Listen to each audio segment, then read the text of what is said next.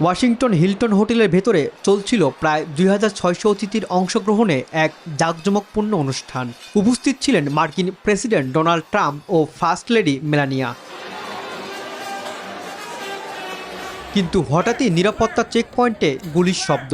মুহূর্তেই ভেঙে পড়ে উৎসবের আবহ, ছড়িয়ে পড়ে আতঙ্ক। নিরাপত্তা বাহিনী দ্রুত ঘিরে ফেলে এলাকা। কয়েক সেকেন্ডের মধ্যেই প্রেসিডেন্ট ও অতিথিদের সরিয়ে নেওয়া হয় নিরাপদ স্থানে। তখনই সামনে আসে এক নাম, কোল টমাস অ্যালেন। কর্তৃপক্ষ জানায় 31 বছর বয়সী এই ব্যক্তি গুলি চালান শটগান দিয়ে। লক্ষ্য ছিল সিক্রেট সার্ভিস সদস্যদের একজন। তবে বুলেট প্রুফ ভেস্ট তাকে বাঁচিয়ে দেয় মৃত্যুর মুখ থেকে। ঘটনাস্থলেই ধরা পড়ে যান অ্যালেন। অস্ত্রের ভান্ডার, শটগান, হ্যান্ডগান আর একাধিক ছুরি সবই পাওয়া যায় তার কাছ থেকে। তদন্তে উঠে আসে এক অদ্ভুত দ্বৈত জীবন।